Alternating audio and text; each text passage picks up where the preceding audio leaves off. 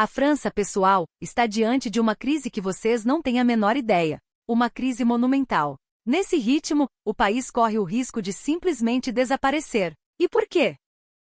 Porque as mentes mais brilhantes, a futura elite da França, decidiram em massa abandonar sua pátria para se mudar para o Brasil. Isso mesmo que vocês ouviram, Brasil. A França, um país paralisado por greves, onde é impossível dirigir uma empresa.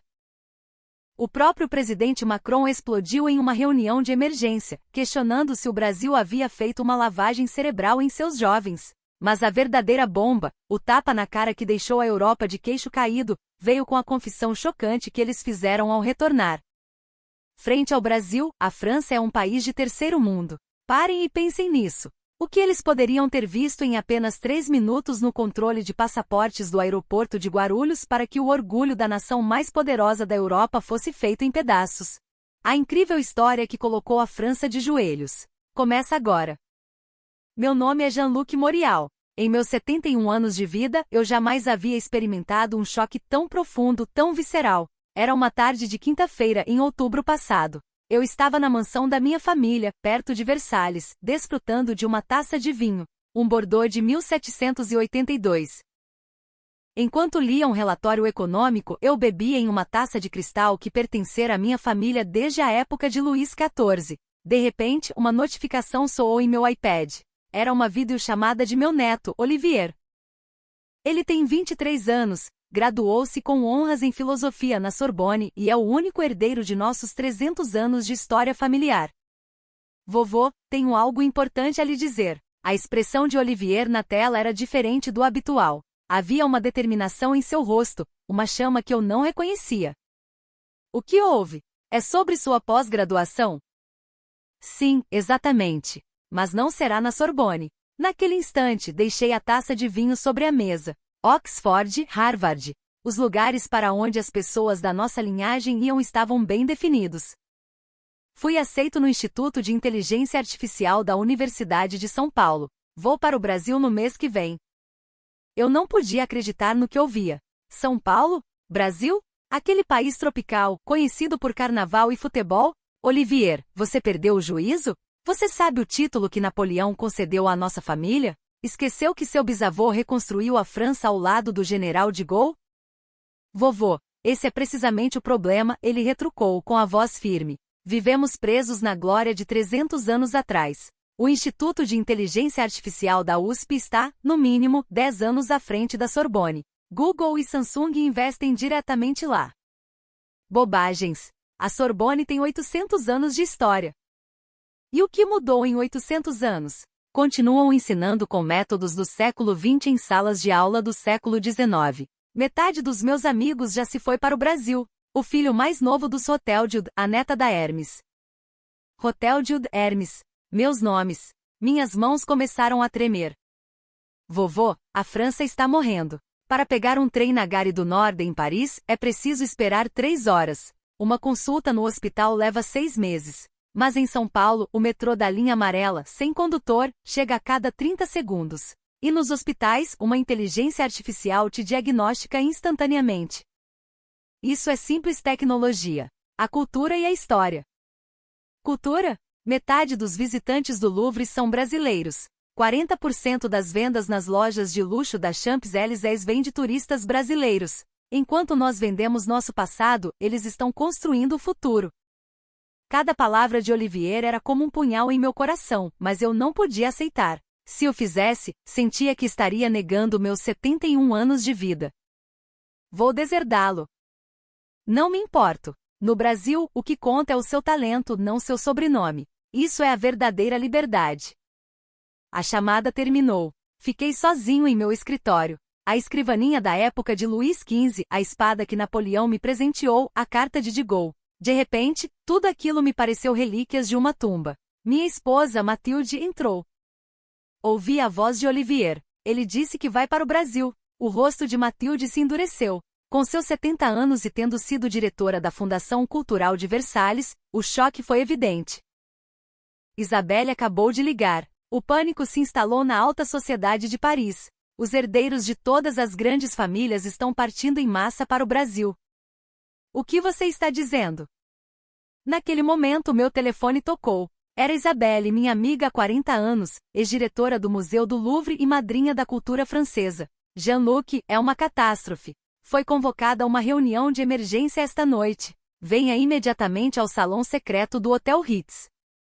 O Hotel Ritz, na Place Vendôme, em Paris. Um salão secreto que apenas a mais alta sociedade francesa conhece, o lugar onde Coco Chanel viveu, onde Hemingway escreveu. Naquela noite, ali se reuniram os chefes das famílias mais distintas da França. A situação é grave, começou Isabelle. Minha sobrinha também anunciou ontem. Quer que eu lhe encontre um apartamento no Itaim Bibi. Vai fazer um estágio em uma startup brasileira. Eles estão loucos, negou com a cabeça Antônio, o banqueiro. Meu filho abandonou um MBA em Harvard para ir para São Paulo trabalhar numa fintech que está revolucionando o sistema bancário global, uma tal de Nubank. A sala fervilhava de murmúrios. Todos compartilhavam histórias semelhantes. Que diabos tinha o Brasil? Naquele momento a porta se abriu. Entrou uma figura inesperada, François Leclair, ex-representante da França na OCDE. Ele havia trabalhado em São Paulo até o ano passado. Eu já os avisei. Eu disse para não subestimarem o Brasil. François, explique-nos por que nossos filhos estão fazendo isso. Leclair pegou seu tablet. Um vídeo apareceu na tela. Esta é a hora do rush na Avenida Faria Lima, em São Paulo. Milhares de pessoas entram e saem das estações de metrô sem um único esbarrão. Todos olham para seus celulares, mas o fluxo é perfeito. Como é possível?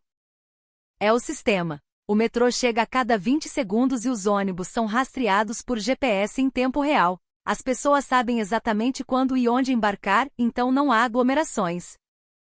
Apareceu o vídeo seguinte. Um hospital. Esta é a sala de emergências do Hospital Albert Einstein. Uma inteligência artificial analisa primeiro os sintomas do paciente e o médico só precisa confirmar. O tempo médio de espera é de 15 minutos. Em Paris. São 6 horas. É por isso que os estudantes de medicina franceses vão fazer estágio em hospitais brasileiros, para aprender a medicina do futuro. Leclair mostrou o dado seguinte. Sabem quanto capital de risco as startups brasileiras atraíram no ano passado?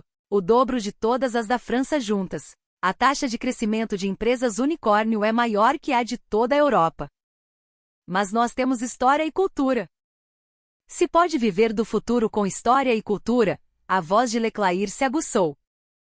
O metrô de Paris continua sendo o mesmo de 125 anos atrás. Mais da metade das estações não tem elevador. Os idosos no Brasil usam QR Codes no celular para pagar qualquer coisa com o PX em um segundo, enquanto os nossos nem sequer conseguem subir as escadas do metrô.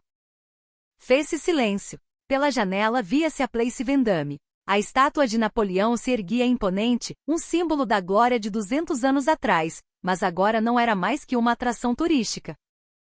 O mais impactante é isto, disse Leclair, mostrando o último dado. O governo francês já sabe. O Ministério do Interior, o da Saúde, o da Educação, todos estão estudando em segredo o sistema brasileiro. Como? Uma equipe de trabalho especial, subordinada diretamente à presidência, opera há 3 meses. Chama-se Projeto São Paulo. Foi uma declaração explosiva. Até mesmo o governo havia admitido. Não podem anunciar oficialmente. Feriria o orgulho nacional. Mas nossos filhos já sabem. A informação se espalha pelas redes sociais. Basta ver um blog sobre São Paulo no TikTok para entender. Isabelle suspirou. Enquanto nós nos gabávamos do Palácio de Versalhes, eles construíam cidades inteligentes. O que faremos agora? Todos se entreolharam. Era a primeira vez que aquelas pessoas com 700 anos de orgulho em suas costas sentiam medo. Tenho que ir ver por mim mesmo, eu disse, quebrando o silêncio. O que você diz? Tenho que ver com meus próprios olhos se Olivier tem razão ou não. Só assim poderei aceitar ou refutar. Isabelle assentiu. Eu também vou ver minha sobrinha. E eu também. Um a um, levantaram a mão. Foi o momento em que a elite da França decidiu deixar de lado seu orgulho para enfrentar a verdade. Mas vamos em segredo. Se a imprensa descobrir, será um escândalo. Todos concordaram, mas eu sabia que nossa derrota já havia começado. O simples fato de termos nos reunido era uma admissão. Ao sair do hotel, contemplei o céu noturno de Paris. A Torre Eiffel brilhava. O milagre de ferro que assombrou o mundo em 1889. Mas agora não era mais que a glória de ontem. No táxi peguei meu smartphone. Pesquisei no YouTube, francês impactado no Brasil. Apareceram dezenas de vídeos, milhões de visualizações. Li os comentários. Finalmente a França se dá conta. 100 anos. Eu diria que estão 200 anos atrasados. A Avenida Paulista é mais futurista que Versalhes. Minhas mãos tremiam. A fé de toda a minha vida de 71 anos cambaleava. Naquela noite tomei uma decisão. Tinha que ir ao Brasil. Tinha que ver a verdade, fosse qual fosse. Esse foi o começo da maior aventura da minha vida. Deitado na cama, olhava para o teto. Eram 3 da madrugada e eu não conseguia dormir. Peguei novamente o smartphone. O algoritmo do YouTube não parava de me recomendar vídeos sobre o Brasil. Me chamou a atenção. Ex-representante da França na OCDE confessa seu choque em São Paulo.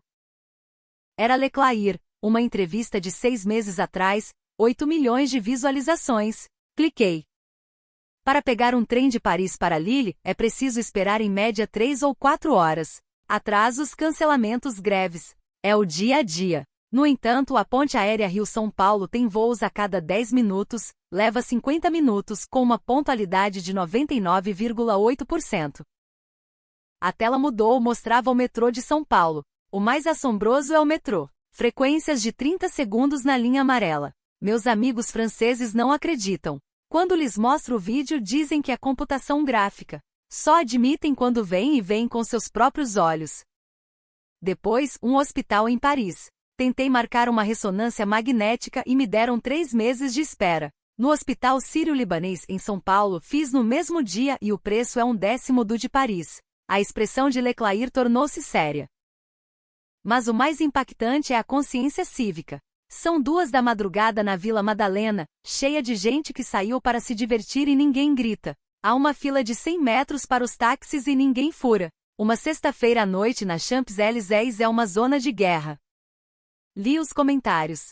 A reação dos franceses era explosiva.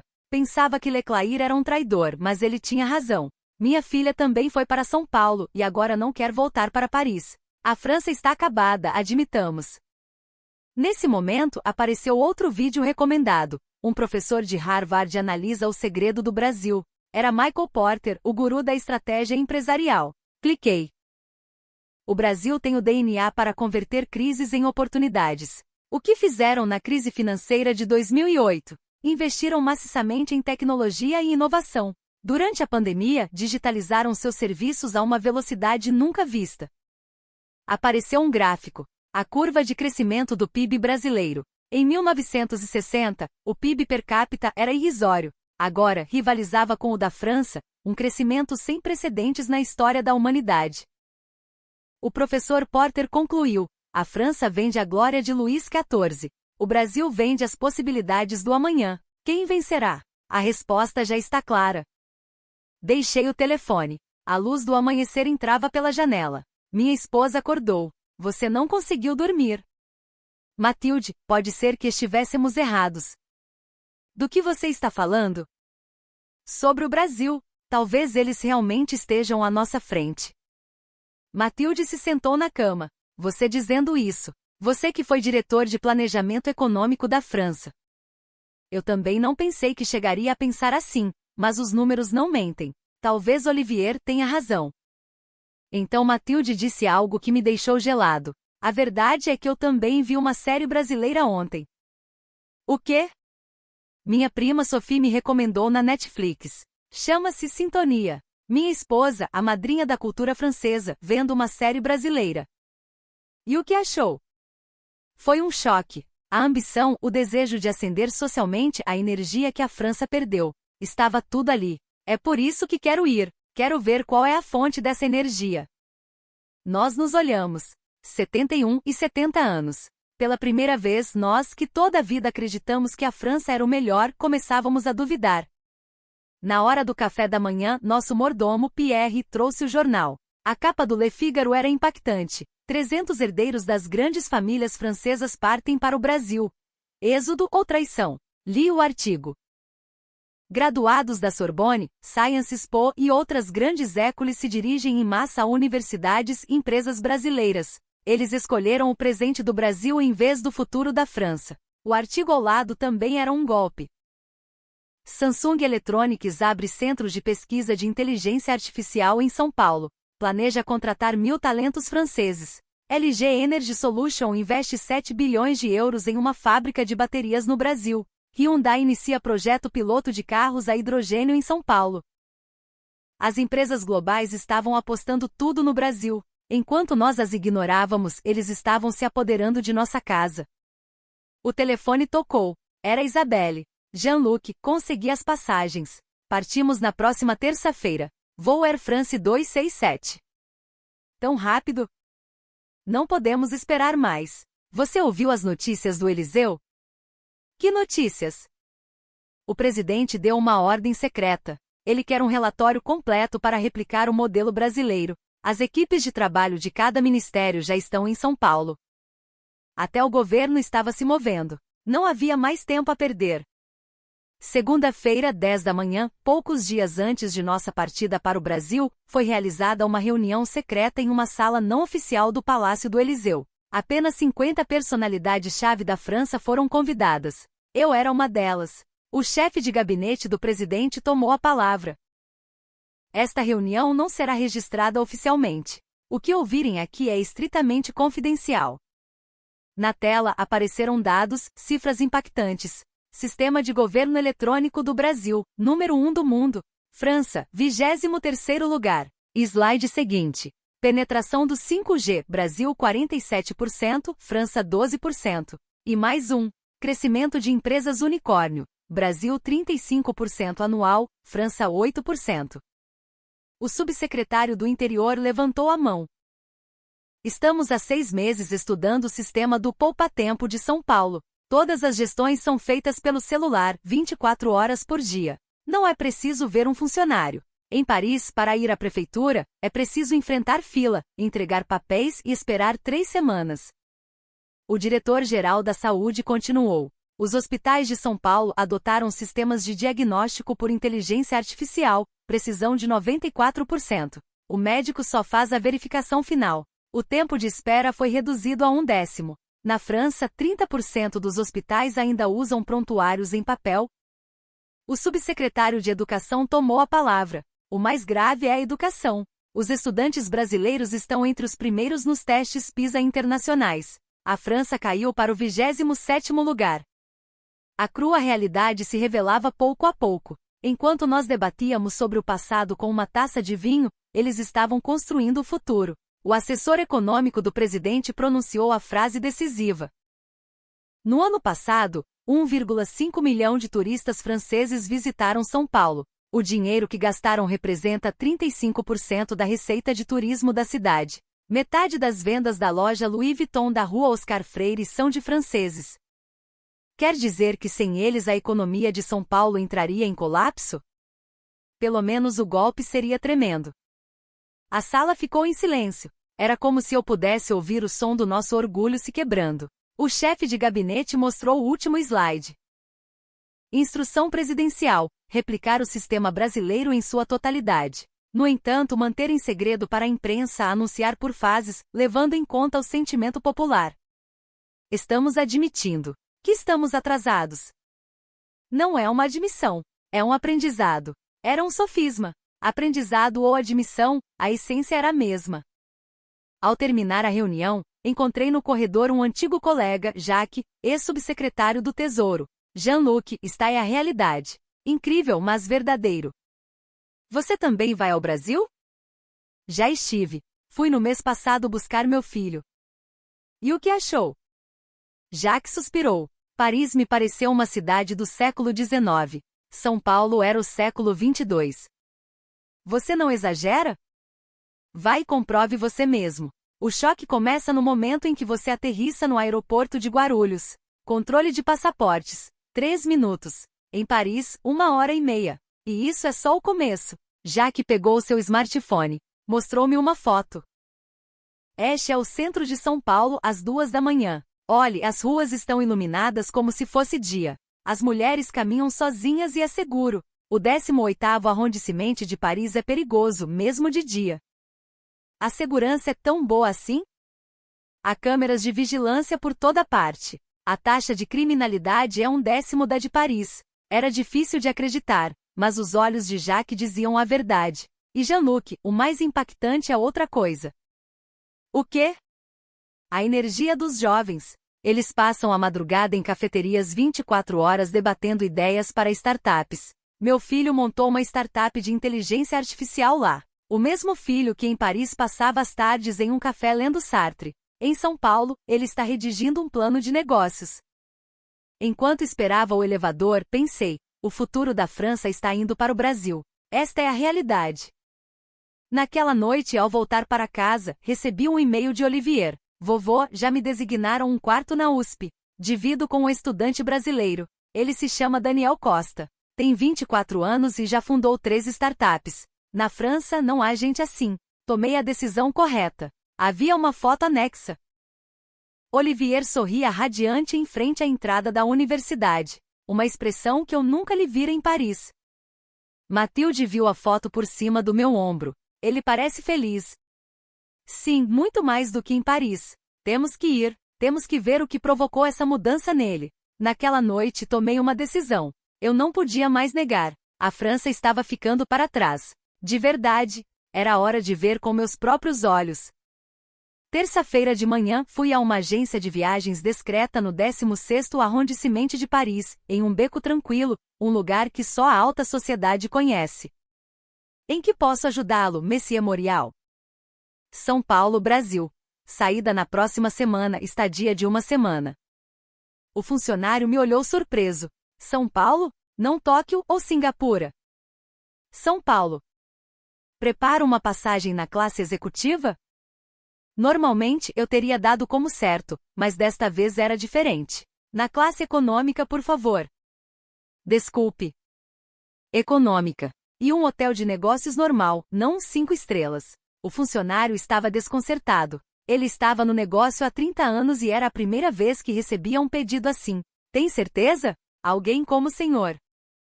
Não vou a turismo. Vou em reconhecimento. Ao ouvir isso, o funcionário assentiu como se entendesse tudo. Ultimamente tenho tido muitos pedidos semelhantes. Muitas figuras da política e das finanças francesas estão indo para São Paulo. Na semana passada, membros da família Rothschild também estiveram aqui. E também voaram na econômica. Até os Rothschild, todos pensávamos o mesmo. Ao voltar para casa, recebi uma ligação de Isabelle. Jean-Luc, você está pronto? Já reservei minha passagem. Eu também. Mas você ouviu a última notícia chocante? Qual? A Chanel vai contratar um designer brasileiro como diretor criativo para a sede de Paris. Não pode ser. E o mesmo com a Louis Vuitton, vão criar uma nova equipe de marketing brasileira. Sabe por quê? Por quê? Porque dizem que os consumidores brasileiros estão ditando as tendências de luxo. Não Paris, mas São Paulo. Era uma realidade incrível. Paris, o berço da moda, seguindo os passos de São Paulo. Isabelle, nós realmente estamos 100 anos atrasados? Pelo menos em mentalidade, acho que sim. Nós vivemos no passado e eles vivem no futuro.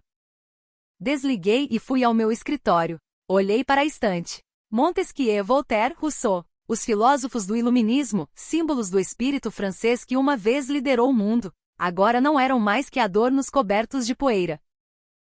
Peguei meu smartphone, cliquei no link que Olivier me enviará, a página web do Instituto de Inteligência Artificial da USP.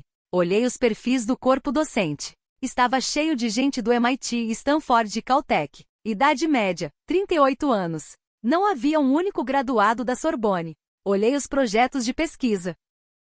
Colaborações com Google, Microsoft e Samsung. O orçamento era 3 vezes maior que o do Instituto Nacional de Pesquisa da França. Por isso, Olivier, comecei a entender por que um jovem que sonha com o futuro havia abandonado Paris.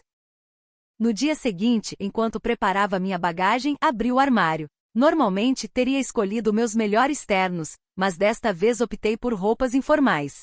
Devo parecer um turista. Decidi abandonar meu orgulho. Havia algo mais importante que o orgulho, a verdade. Enquanto fazia a mala, Mathilde me perguntou: Você está com medo? De quê? De que tudo em que acreditamos possa estar errado. Ainda assim, tenho que saber, é melhor do que morrer na ignorância.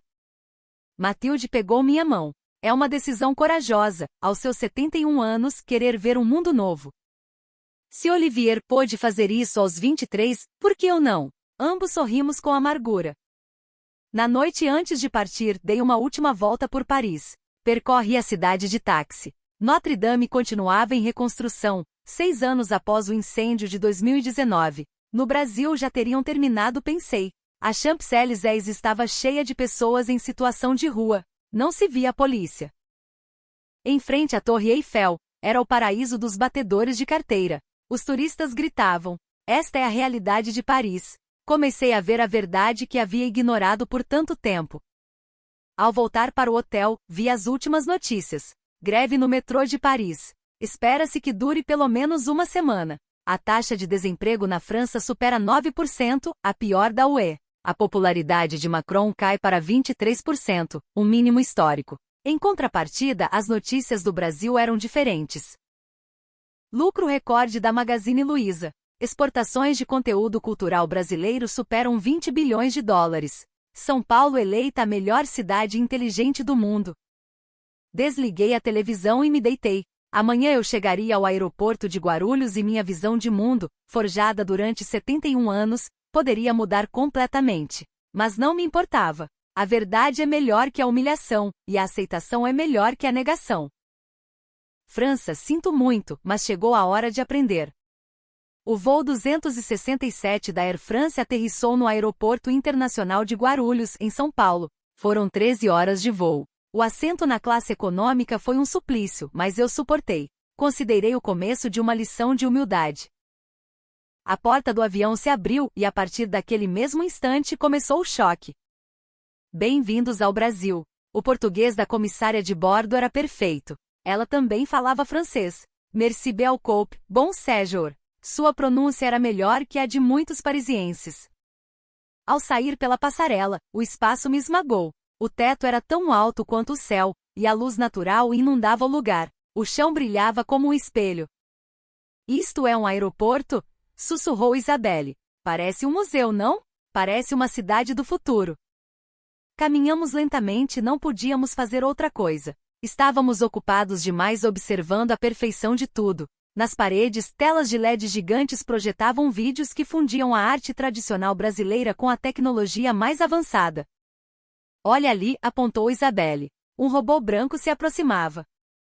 Olá, precisam de ajuda, disse o robô, e disse em francês. Ficamos paralisados. O robô havia reconhecido que éramos franceses e nos falou em nosso idioma. Bonjour, onde fica o controle de passaportes? Sigam reto 200 metros e depois à esquerda. O tempo estimado é de cerca de 3 minutos. 3 minutos? Sim. Se utilizarem os portões automáticos, será ainda mais rápido. Seguimos as indicações do robô. Realmente foram 3 minutos. Escanear o passaporte, a impressão digital, reconhecimento facial e pronto. Já está? Isabelle não podia acreditar. Em Paris é 1 hora no mínimo. Fomos recolher a bagagem. Nas telas a informação em tempo real, bagagem do voo AF267 chegando. Tempo estimado, 2 minutos. Exatamente 2 minutos depois apareceram nossas malas, limpas, sem um arranhão. Passar pela alfândega também foi instantâneo. Como não tínhamos nada a declarar, simplesmente passamos. Ao sair para o terminal de desembarque, fiquei sem palavras. Um espaço imenso, um sistema de sinalização perfeito, pessoal amável. Tudo parecia calculado, em perfeita harmonia. Onde há uma casa de câmbio? Perguntou Isabelle. Mas não era necessário. Podia-se pagar com cartão em todos os lugares, e até com o celular via PIX. Descemos para pegar o trem para a cidade. Outra surpresa! A plataforma não parecia uma estação de metrô, mas o cenário de um filme futurista. As portas de plataforma funcionavam à perfeição, e o chão estava marcado com as posições de espera. Chegada em 2 minutos, anunciava uma tela. Exatamente 2 minutos depois, o trem chegou, quase sem fazer ruído. O interior do trem não devia nada à primeira classe de um avião. Assentos largos, tomadas individuais, Wi-Fi gratuito. E isto é um trem normal, maravilhou-se Isabelle. O RR de Paris é uma sucata de 40 anos atrás. O trem partiu. A paisagem passava veloz pela janela. O que vimos primeiro foram intermináveis complexos de apartamentos. Edifícios de 30, 40 andares se erguiam como uma floresta. Tudo isso são moradias. Como puderam construir tão alto? E tantos? Ao cruzar o rio Pinheiros, fiquei sem fôlego. Um rio enorme atravessava a cidade, conectado por dezenas de pontes estaiadas. Parece 5 vezes maior que o Sena, e está mais limpo. Chegamos à Estação da Luz. Levamos 25 minutos. Mais rápido que ir de Paris ao aeroporto Charles de Gaulle. Saímos da estação e pegamos um táxi. O motorista não falava francês, mas nosso guia Javier Vargas nos serviu de intérprete. Para o hotel na Avenida Paulista, por favor. O táxi arrancou e sofri outro choque. As ruas eram incrivelmente largas. 8, 10 faixas era o normal. Olha a largura desta avenida. É mais larga que a Champs-Élysées. Mas o mais surpreendente era o sistema de tráfego. Os semáforos mostravam o tempo restante, e a faixa de ônibus estava perfeitamente separada. Por isso o tráfego fluía sem interrupções. O que é essa faixa azul no asfalto? É o corredor de ônibus. Carros particulares não podem entrar. Por isso os ônibus são tão rápidos. Os edifícios também eram impressionantes. Arranha-céus de vidro e aço, cada um uma obra de arte única. Olha aquele edifício, apontou Isabelle, uma torre que se retorcia em espiral. É a Torre de Cristal com 249 metros. É uma das mais altas do Brasil, mais alta que a Torre Eiffel. Chegamos ao hotel, um hotel de negócios de 4 estrelas, mas o saguão não devia nada a um de 5. Olá, bom dia. O recepcionista nos saudou com um sorriso. Seu inglês era perfeito e ele até falava um francês básico. Bonjour, bienvenue. O cheque não levou mais de 5 minutos. Tudo estava automatizado com um sistema digital.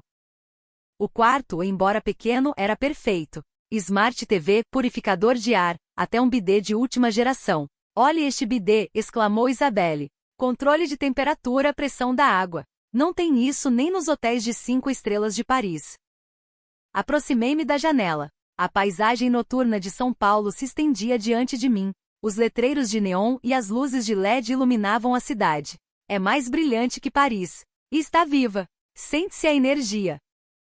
Naquele momento, meu smartphone tocou. Era Olivier. Vovô, já chegou a São Paulo? Sim, acabamos de chegar ao hotel. O que achou? Fui sincero. É impactante. Desde o aeroporto. E isso é só o começo. Amanhã serei vosso guia. Vou lhes mostrar a verdadeira São Paulo. Desliguei e olhei para Isabelle. O que nos esperará? Não sei, mas já vi o suficiente. O suficiente para saber o quanto ficamos para trás. Naquela primeira noite escrevi em meu diário, Aeroporto de Guarulhos. Nível mundial? Não, superior. Imigração em 3 minutos. Em Paris, 1h30. Só com isso já perdemos. Mas isso era apenas o começo. Às 7 da manhã seguinte, Olivier veio ao hotel. A seu lado, um jovem brasileiro. Vovô, este é meu colega de quarto, Daniel Costa. Olá, prazer. Olivier me falou muito do senhor. O francês de Daniel era pobre, mas seu inglês era perfeito. Hoje vou lhes mostrar a verdadeira São Paulo, começando pela estação da Sé na hora do rush. Pegamos o metrô para a Sé. Eram 8 da manhã, o pico da hora do rush. Ao subir pelas escadas rolantes, senti que me faltava o ar. Milhares, não, dezenas de milhares de pessoas se moviam em uníssono, mas não havia um único choque. Todos seguiam um fluxo predeterminado, movendo-se com uma coordenação perfeita. Como é possível? Perguntou Isabelle incrédula. É o sistema, explicou Daniel. O metrô, os ônibus, os semáforos, tudo está interconectado. E as pessoas sabem disso e se movem em consequência. Saímos para a superfície, a Praça da Sé. A escala massiva do lugar me esmagou novamente. Centenas de pessoas cruzavam a faixa de pedestres simultaneamente. Quando o semáforo mudava, os carros fluíam como água e de novo as pessoas cruzavam. Olhem aquele painel, apontou Olivier. Mostrava a informação de chegada dos ônibus em tempo real. Qual ônibus e em quantos minutos chegaria com total precisão. Em Paris, nem se sabe se o ônibus vai chegar, suspirou Isabelle. Daniel nos levou a um Starbucks, mas o método para pedir foi outro choque. Pede-se pelo aplicativo e se retira quando seu número aparece sem fazer fila. Sim, e se pedir com antecedência pode retirar assim que chegar. O local estava cheio de gente com laptops. Todos trabalhavam ou estudavam. Abrem às 5 da manhã. Depois do trabalho, muita gente vem para as cafeterias preparar seus projetos de startup. A cafeteria é o escritório deles? Exato. O Wi-Fi é rápido e muitos locais abrem 24 horas. Saímos e caminhamos pela rua. Apesar de ser hora do rush, a rua estava impecável. Não se via uma única bituca de cigarro. Limpam também? É consciência cívica. Simplesmente as pessoas não jogam coisas no chão. Então, presenciei uma cena curiosa. O semáforo estava vermelho, mas não havia um único carro. Mesmo assim, as pessoas esperavam. Não há carros. Por que não atravessam? Porque são as regras. Uma resposta simples, mas impactante. Algo inimaginável em Paris. Dirigimo-nos à Avenida Faria Lima. Aquilo era outro mundo. Edifícios de vidro que rasgavam o céu e jovens caminhando com uma energia contagiante. Este é o Vale do Silício do Brasil, explicou Daniel. Aqui se concentram umas 3.000 startups.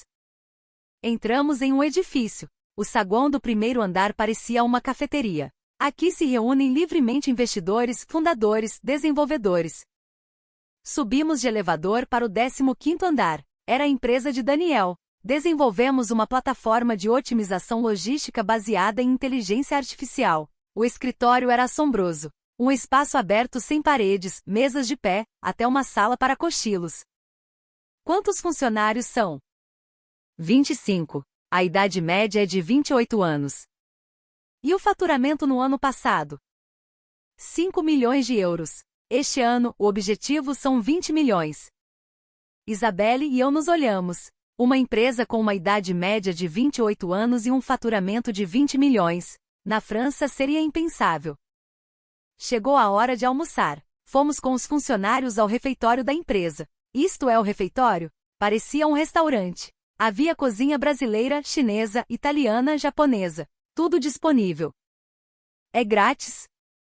Como? A empresa fornece tudo, café da manhã, almoço e jantar. Se trabalhar até tarde, também há algo para petiscar. Na França, uma refeição de 2 horas em um restaurante com estrela Michelin é a norma. Aqui terminaram de comer em 30 minutos e voltaram ao trabalho. Por que comem tão rápido? Tempo é dinheiro. Comer rápido, trabalhar rápido, crescer rápido. À tarde visitamos a zona dos Cursinhos de São Paulo, um bairro fictício que chamamos de O Fórum. Edifícios inteiros cobertos de letreiros de academias, matemática, inglês, programação, chinês. As crianças do primário também vêm aqui? Sim, estudam até às 10 da noite. Às 10? Isso é legal? A competição é feroz para entrar em uma boa universidade. Isso é o mínimo.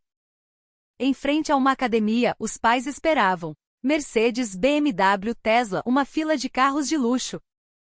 Quanto custa a matrícula? Uns 3.000 euros por mês é o normal. Por mês. E ainda assim a lista de espera? Uma febre pela educação impactante, mas seguramente essa foi a força que levou o Brasil até onde estava. Ao anoitecer, a zona da Avenida Paulista se transformou. As luzes de neon se acenderam e uma maré de jovens inundou as ruas. É tão seguro numa sexta-feira à noite? Surpreendeu-se Isabelle. Havia mulheres caminhando sozinhas. Há uma câmera de vigilância a cada 5 metros e policiais por toda parte. Em Paris, muitos bairros se tornam perigosos às 8 da noite.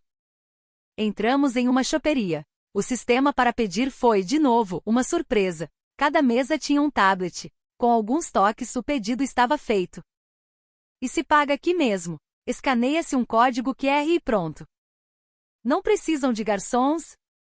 Economia em custos de pessoal, por isso os preços são mais baixos. Enquanto comíamos petiscos e bebíamos umas cervejas, perguntei a Olivier: agora você entende por que vim para cá, vovô? Aqui não importa a idade nem a origem, apenas o talento e as ideias. E em Paris?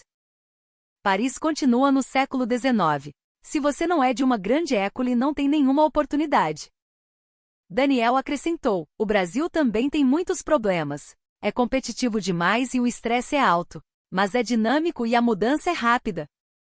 Eram 11 da noite, as ruas continuavam cheias de vida. Lojas 24 horas, cafeterias, restaurantes, tudo estava aberto. Em Paris, às 9, já está tudo fechado. São Paulo é uma cidade de 24 horas. Sempre se pode fazer o que se precisa. No táxi de volta ao hotel, Isabelle disse: Jean-Luc, estávamos completamente enganados. Eu sei. Não é apenas uma diferença tecnológica, é uma mentalidade diferente. Exato. Eles correm para o futuro e nós nos agarramos ao passado. Naquela noite escrevi em meu diário: o que vi no centro de São Paulo não foi uma cidade, foi um organismo vivo. Dezenas de milhares de pessoas se movendo em perfeita sincronia dentro de um sistema. Isto é a civilização do século XXI. Paris continua estagnada no século XIX. Na manhã do terceiro dia, Isabelle desmaiou de repente. Estou tonta. Não vejo nada. Aconteceu no saguão do hotel. O pessoal reagiu instantaneamente. Chamamos uma ambulância. Chegará em 3 minutos. E de fato, a ambulância chegou em 3 minutos. Os paramédicos se moviam com a precisão de soldados. Medição de pressão, nível de glicose, eletrocardiograma. Os testes básicos foram feitos dentro da própria ambulância. Os dados foram enviados ao hospital através de um tablet. Informação da paciente enviada para as emergências do Hospital Albert Einstein. Chegada prevista em 8 minutos. A ambulância ignorava os semáforos. Todos ficavam verdes à sua passagem. Como é possível? É um sistema de prioridade para veículos de emergência. O GPS detecta sua localização e ajusta os semáforos. Chegamos ao hospital em 8 minutos. Na entrada de emergências, a equipe médica já nos esperava. A paciente Isabelle Durand. Recebemos seus dados. Começaremos os testes imediatamente. Em um instante, a transferiram para uma sala de diagnóstico. Mas então aconteceu algo ainda mais surpreendente. Em uma grande tela apareceu uma análise da inteligência artificial. Diagnóstico provável: vertigem aguda. Causa: desidratação e fadiga. Nível de risco: baixo. Testes recomendados: análise de sangue, eletrocardiograma, tomografia cerebral. Um médico nos explicou olhando seu tablet. A inteligência artificial fez uma primeira análise. Tem uma precisão de 94%. Eu a verificarei e decidirei se são necessários mais testes. Uma inteligência artificial faz o diagnóstico? Sim. Você introduz os sintomas e ela mostra as possíveis doenças com sua probabilidade. O médico só toma a decisão final. Em 30 minutos, todos os testes estavam feitos, incluindo a tomografia. Em Paris, só para marcar uma tomografia, leva-se 3 semanas. Aqui as emergências são imediatas e as consultas normais são dadas para o mesmo dia. Chegaram os resultados. O médico nos mostrou em seu tablet. A estrutura cerebral aparecia em uma imagem 3D. Felizmente não há nada grave. É fadiga da viagem e o fuso horário. Com soro e 2 horas de descanso, ela estará bem. Levaram-nos a uma sala para colocar-lhe o soro. Surpreendentemente, era um quarto individual com televisão, Wi-Fi e até um tablet. Esta é uma sala normal para soros? Sim, o conforto do paciente é nossa máxima prioridade, explicou uma enfermeira. Vê esta pulseira? Leva um chip NFC, rastreia a localização, os sinais vitais, tudo de forma automática. E a privacidade se desativa automaticamente ao sair do hospital, só é usada para fins médicos. Enquanto Isabelle recebia o soro, dei uma volta pelo hospital. O saguão parecia um hotel. Havia cafeterias, restaurantes, até uma sala de exposições de arte. Isto é mesmo um hospital? Nossa filosofia é que um ambiente agradável também cura. No balcão de informações havia um robô. Olá, em que posso ajudá-lo? Onde fica a traumatologia? No 3º andar, a oeste. Quer que eu o guie? O robô caminhou à nossa frente, nos acompanhou até o elevador e até nos indicou o andar. A farmácia também foi um choque. Entreguei a receita e em 5 minutos me deram os medicamentos. Um braço robótico os classificava e embalava. Pode ver as instruções de uso escaneando este código QR em vídeo. Está disponível em francês. Sim, temos suporte para 12 idiomas. Era verdade. Escaneei o código QR e apareceu um vídeo em francês explicando como tomar a medicação. Passamos pela sala de reabilitação. Havia pacientes usando óculos de realidade virtual. Fazem a reabilitação com RV. Não é chato e é muito eficaz. Um idoso movia um braço robótico de reabilitação. Na tela, ele jogava um jogo de colher frutas. É tão divertido que o tempo passa voando, disse o idoso, sorrindo. 2 horas depois, Isabelle havia se recuperado. Fomos pagar. No total, são 350 mil uns 250 euros. Não podia acreditar. Em Paris, só a tarifa básica de emergência são 500 euros. E o seguro? Se tiver seguro de viagem, escaneamos os documentos e os enviamos por e-mail. Pode solicitar o reembolso de casa. Tudo era incrivelmente simples e eficiente. Ao sair do hospital, Isabelle disse: agora eu entendo. Entendo por que os estudantes de medicina franceses querem vir para cá. Não é só a tecnologia médica. É o sistema inteiro que é diferente. Enquanto esperávamos um táxi, Javier Vargas nos explicou: no Brasil, a saúde é universal, até os pobres recebem tratamento. O SUS é um modelo para o mundo. Na França também, mas os tempos de espera não são os mesmos.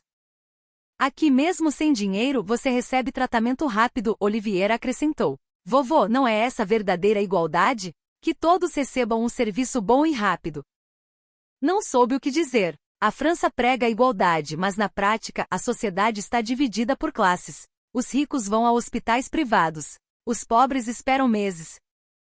À noite, voltamos ao hotel. Isabelle estava completamente recuperada. O que aconteceria se importássemos o sistema de saúde brasileiro para a França? Seria impossível. Os médicos entrariam em greve, diriam que a inteligência artificial lhes tira o trabalho. Esse é o problema. A resistência à mudança. O Brasil é diferente. Eles convertem as crises em oportunidades. Olhei pela janela. A noite de São Paulo continuava brilhante. Os hospitais tinham emergências 24 horas e havia farmácias abertas a qualquer hora. Realmente é uma cidade de 24 horas.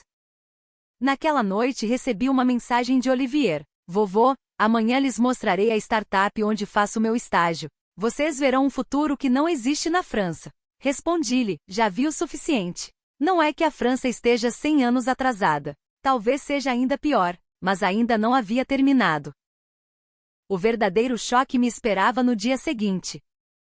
Na manhã do 4º dia, Olivier nos levou à Avenida Faria Lima, a empresa onde fazia seu estágio. NeuroChain é uma startup de inteligência artificial. 45 funcionários, idade média de 26 anos.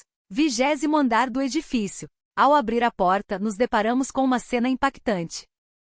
Isto é um escritório? Não havia paredes. Um enorme espaço aberto com mesas dispostas livremente. Em um canto, uma rede, em outro, um console de videogame. Dizem que um ambiente livre fomenta a criatividade. Mas o mais surpreendente foi a gente. Olha ali, vovô. Onde Olivier apontava, vi rostos familiares. Charles, o filho de Antoine, o que vocês fazem aqui? Eram os filhos das famílias mais distintas da França. O filho mais novo dos Rothschild, o sobrinho da Hermes, o neto da família Chanel. Ah, Monsieur Morial, nós também fazemos estágio aqui. Há 2 meses deixamos Paris. Nossas famílias fizeram um escândalo, mas não nos arrependemos. Havia 10 deles, os rebentos da alta sociedade francesa, reunidos nesta startup brasileira. Por quê? Por que aqui? Charles respondeu, aqui, seu sobrenome não importa. Não importa se você é um Rothschild ou um Silva. Só olham para o seu talento. Em Paris, nosso sobrenome gerava expectativas e preconceitos. Aqui somos livres. A CEO apareceu. Uma mulher brasileira de 32 anos. Olá, sou Sofia Torres. Olivier me falou muito de vocês. Sofia era doutora pelo MIT. Havia recusado uma oferta do Google para fundar sua própria empresa. Estamos desenvolvendo uma tecnologia que, mediante inteligência artificial, reduz o tempo de desenvolvimento de novos fármacos a 1/10. Na tela da sala de reuniões apareceram dados. Desenvolvimento de um novo fármaco, 10 anos, 1 bilhão de euros. Com nossa tecnologia, 1 ano, 100 milhões de euros. Isso não é impossível? Já recebemos a aprovação preliminar da FDA. Nosso objetivo é abrir o capital na Nasdaq no ano que vem. Isabelle perguntou: quanto de investimento receberam na Série B? 50 milhões de euros.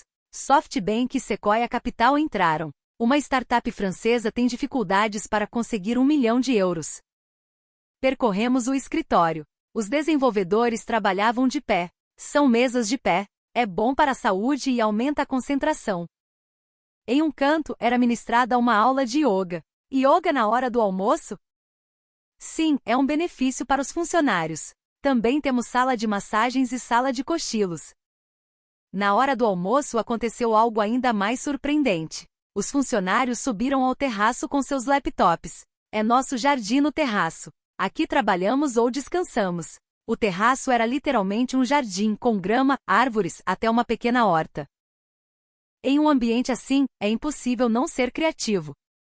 O filho de Antoine se aproximou. Monsieur Morial, é completamente diferente de Paris. Não é um horário das 9 às 6. Você vem quando quer e cumpre seus objetivos. E isso funciona? Somos avaliados pelos resultados. O processo é livre. Por isso, há gente que trabalha de madrugada e outros que trabalham à noite. Observei uma reunião. Foi impactante. 15 minutos. Todas as reuniões terminavam em 15 minutos. Tempo é ouro. Decidimos rapidamente o necessário e executamos. Na França, uma reunião dura 3 horas. Vi uma apresentação. Um desenvolvedor de 20 anos expunha para alguns investidores. Nosso objetivo é alcançar 30% do mercado global em 3 anos. Que confiança!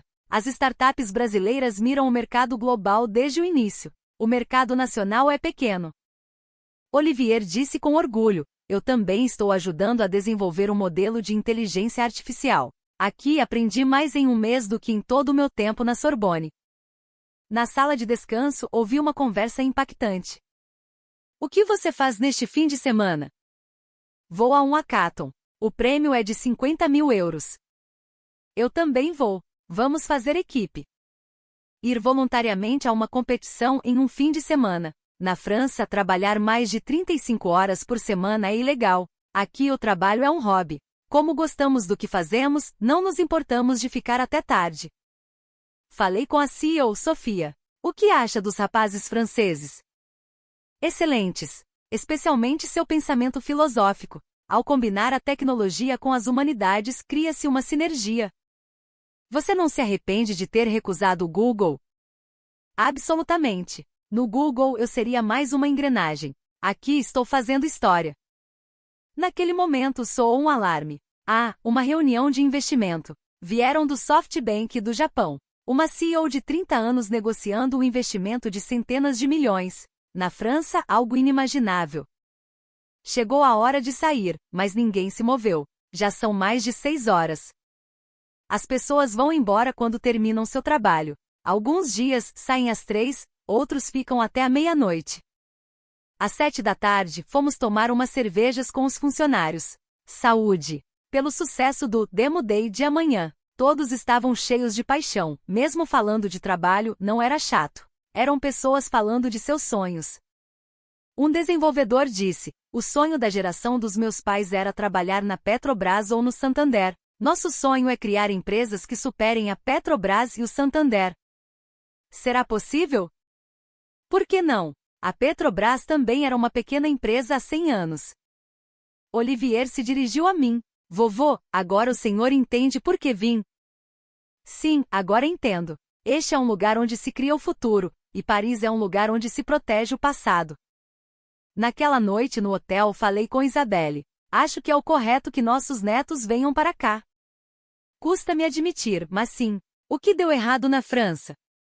O medo da mudança. Para proteger os privilégios, freadamos a inovação. Olhei pela janela. As luzes da Faria Lima não se apagariam em toda a noite. Ali, alguém estaria desenvolvendo uma nova tecnologia. Alguém estaria sonhando com uma empresa unicórnio. Não são 100 anos, talvez estejamos 200 anos atrasados. No quinto dia, Javier Vargas disse que nos mostraria um lugar especial. É o bairro da Vila Madalena, o coração oculto de São Paulo. Edifícios velhos, letreiros antigos. No início me decepcionei. O que este lugar tem de especial? Vocês têm que ver o interior. Entramos em uma serralheria. Um ancião de 70 anos batia no ferro. Mas a seu lado, havia uma impressora 3D. O que é isto? A união da tecnologia tradicional e da de vanguarda, explicou o ancião. O que não posso fazer à mão, faço com a impressora 3D, e o que a impressora não pode fazer, faço à mão. Como aprendeu a usar uma impressora 3D? Os jovens me ensinaram. Em troca, eu lhes ensinei a trabalhar o ferro. Uma simbiose assombrosa. Ao lado, algo ainda mais impactante. Uma gráfica de 50 anos que também funcionava como estúdio de design digital. De dia, os mais velhos imprimem, de noite, os jovens projetam. Compartilhamos o aluguel. Os mais velhos fornecem o espaço, os jovens a tecnologia. Todo o edifício de 3 andares funcionava assim: térreo, serralheria. Primeiro andar, escritório de uma startup. Segundo andar, ateliê de um artista. Em Paris, a gentrificação os teria expulsado a todos. Aqui, eles coexistem, e o governo os apoia. Entramos em uma cafeteria. Apesar de sua fachada antiga, o interior era ultramoderno. Remodelamos uma cafeteria de 50 anos. Vêm tanto os mais velhos quanto os jovens. E era verdade. Em uma mesa, uns avós jogavam xadrez, em outra, uns jovens trabalhavam com seus laptops. Não há conflito geracional? No início, sim. Mas eles perceberam que precisavam uns dos outros. A dona, uma idosa, se aproximou. Sirvo-lhes um café? Podem pedir com código QR ou diretamente a mim. Uma mulher de 80 anos falando com naturalidade de códigos QR. Como aprendeu? Meu neto me ensinou. Agora, dupliquei as vendas. Comemos em um restaurante de feijoada. Aqui também houve um choque. Tem uma menção Bibi Gourmand no Guia Michelin. Uma feijoada no Guia Michelin? É o reconhecimento ao valor da comida tradicional brasileira. O dono nos disse com orgulho: temos 40 anos de tradição. A receita é a mesma, mas modernizamos a higiene e o serviço. E era verdade, a cozinha estava tão limpa quanto a de um hotel. Tinha um selo de certificação da vigilância sanitária. Os bistros tradicionais da França deveriam aprender com isso. À tarde, visitamos a Rua Santa Ifigênia. Disseram-me que era a Aquibabara do Brasil. Aqui você encontra qualquer componente eletrônico que não exista. Pequenas lojas se sucediam como um labirinto, mas o surpreendente era o sistema de pagamento. Vovô, quanto custa isto? R$ 10. Pode pagar por PIX com cartão ou até com Bitcoin. Também com Bitcoin? Meu neto me instalou. Os estrangeiros gostam. A perfeita fusão do mercado tradicional com o pagamento digital. Visitamos um makerspace. Uns jovens estavam construindo algo. O que estão fazendo? Estamos replicando a marchetaria tradicional com uma impressora 3D. Assim podemos produzi-la em massa. Um projeto para reviver o artesanato tradicional com tecnologia moderna. Na França também temos muito artesanato tradicional, mas não há iniciativas como esta. Os artesãos se negariam.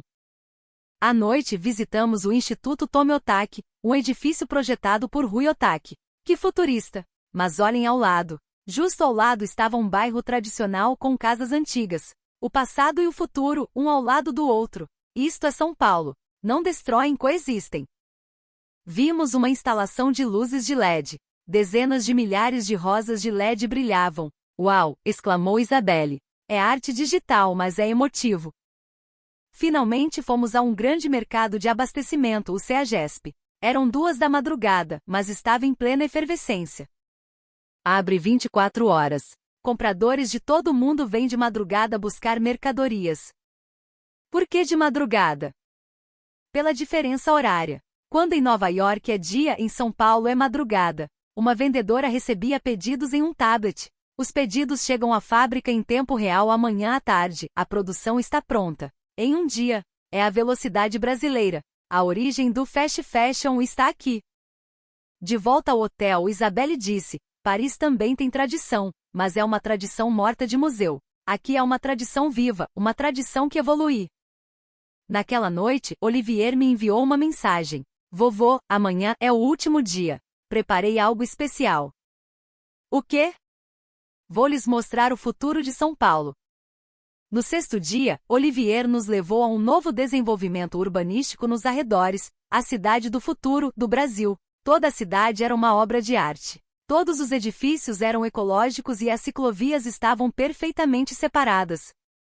Não há latas de lixo. É um sistema subterrâneo de sucção a vácuo. Você joga o lixo e ele vai automaticamente para a usina de tratamento. Passeamos por um parque central. Um canal artificial com água do rio. Parece Veneza, mas mais limpo e moderno. Finalmente nos dirigimos ao aeroporto de Guarulhos. Era a hora de voltar a Paris. No balcão de check-in, Isabelle suspirou. Não quero voltar a Paris.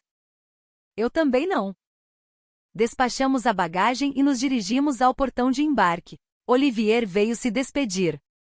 Vovô, o que achou? Foi um choque total. Agora o senhor entende minha decisão? Sim, você tinha razão. Você escolheu o futuro. Abracei Olivier. Aos meus 71 anos, era a primeira vez que admitia ter aprendido algo com meu neto. No avião, Isabelle e eu olhávamos pela janela em silêncio. São Paulo se afastava. O que diremos aos de Paris? A verdade, que a França está 100 anos atrasada. Não, talvez 200. 13 horas depois, aterrissamos no aeroporto Charles de Gaulle. A longa fila no controle de passaportes, as escadas rolantes quebradas, os banheiros sujos. Falta-me o ar, queixou-se Isabelle. Em apenas uma semana, Paris me parece uma cidade do século XIX. Esperamos 1 hora pela bagagem. A esteira rangia e várias malas chegaram quebradas. Esta é a nossa realidade. Pegamos um táxi para o centro de Paris. Edifícios cinzentos, ruas velhas, paredes cheias de pichações. Sinto falta de São Paulo, disse Isabelle. Assenti com a cabeça. Chegamos em casa. Matilde nos esperava. Como foi? Matilde, sente-se. Temos muito a lhe contar. Naquela noite contamos tudo. O aeroporto de Guarulhos, a Avenida Paulista, o hospital, a Faria Lima, a Vila Madalena. Matilde estava em choque. De verdade? Tudo isso é verdade? Tenho fotos e vídeos. Então Olivier tinha razão. Toda a razão. Na manhã seguinte, o telefone não parava de tocar. Jean-Luc, como foi? Se quer saber a verdade, vá você mesmo. É tão grave assim? Muito mais do que você imagina. Naquela tarde, tomei uma decisão. Vou escrever um artigo para o Le Figaro. O que você diz? Surpreendeu-se Matilde. A França está 100 anos por trás do Brasil. Vai causar um escândalo. Vamos ver se assim eles acordam.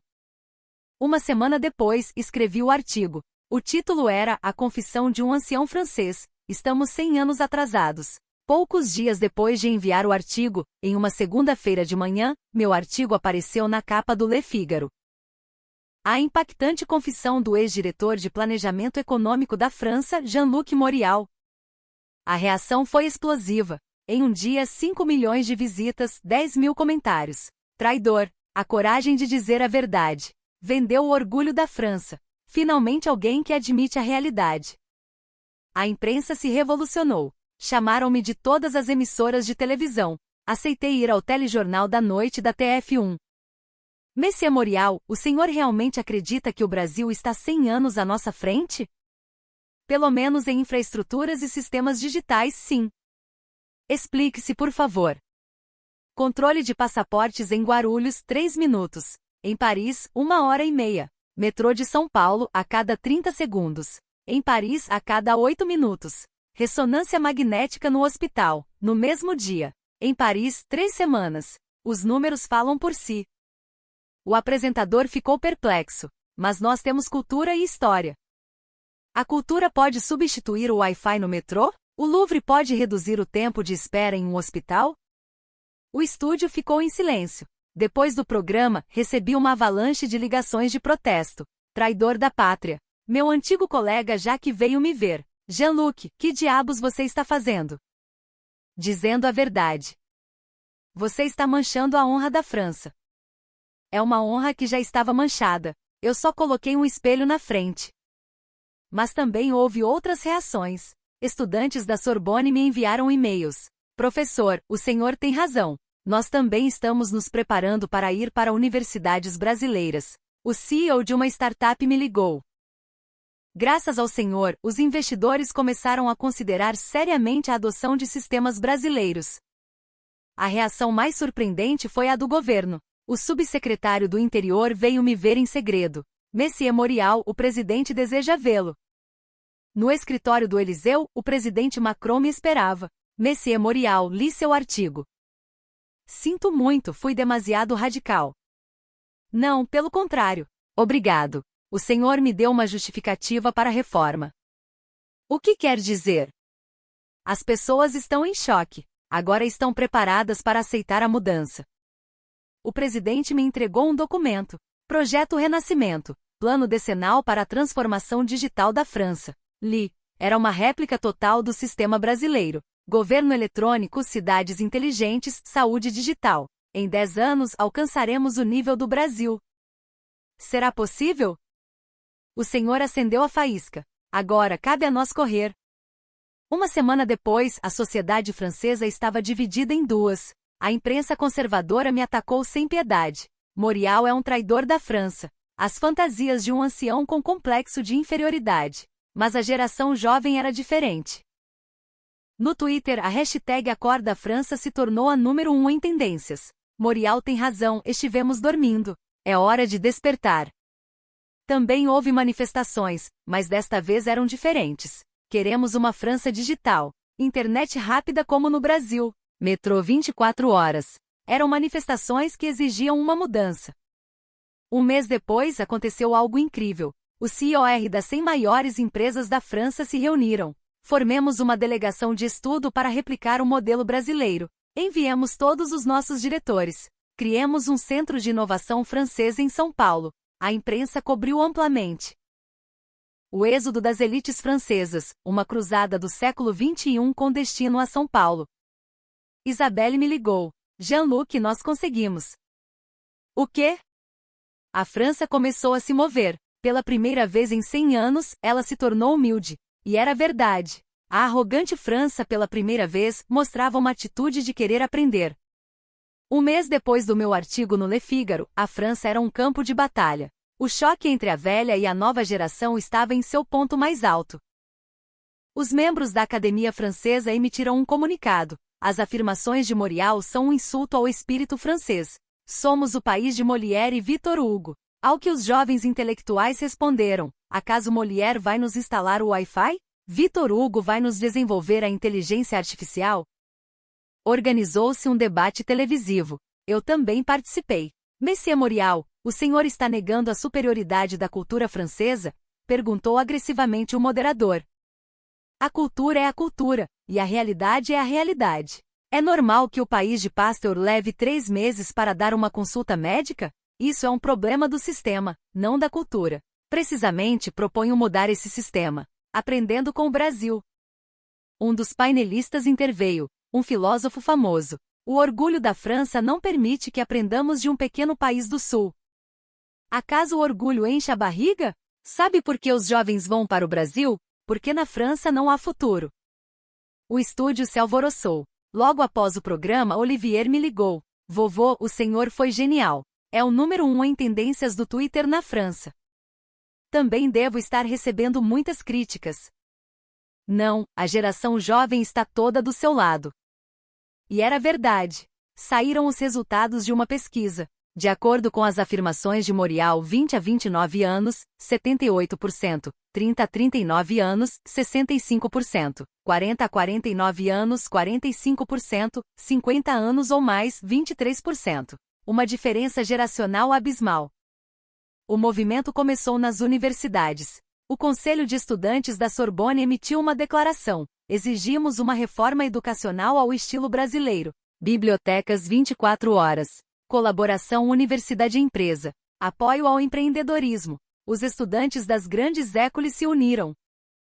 Não continuaremos aprendendo com métodos do século XIX. Os professores se opuseram. Querem abandonar a tradição? Queremos inovar mantendo a tradição. As empresas também se moveram. A Renault foi a primeira a anunciar: estabeleceremos um laboratório de mobilidade do futuro em São Paulo. A Total Energies a seguiu: firmaremos uma aliança estratégica com uma empresa brasileira de baterias.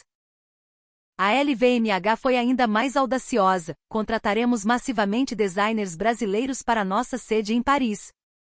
A imprensa conservadora gritou: a rendição das empresas francesas. Uma humilhação nacional. Mas a Bolsa de Valores foi honesta. As ações das empresas que anunciaram sua expansão para o Brasil subiram.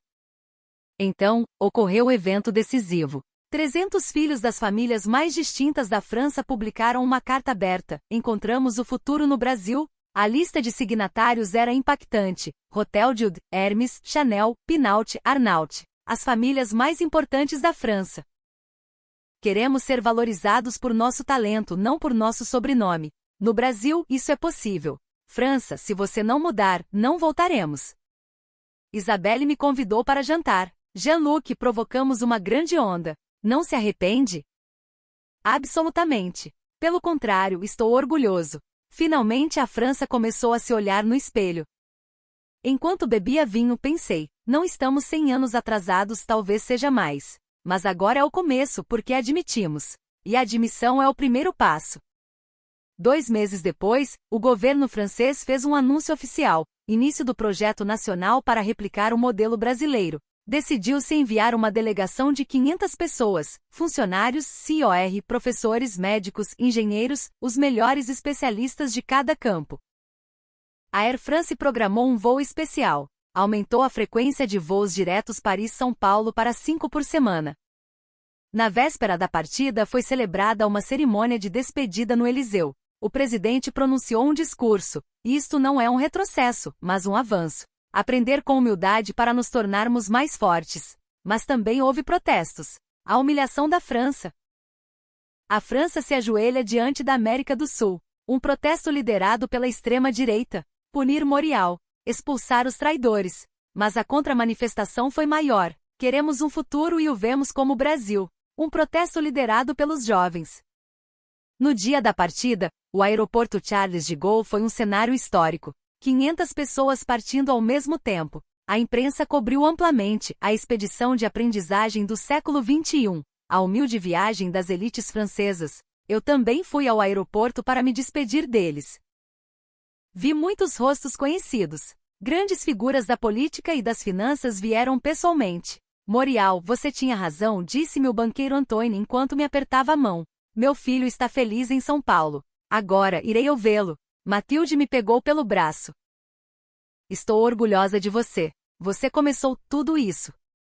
O avião decolou. Foi um momento histórico, o dia em que a França, pela primeira vez, ia aprender de outro país. Naquela noite, o apresentador de notícias disse: hoje é um dia que ficará gravado na história da França, o dia em que aprendemos a humildade.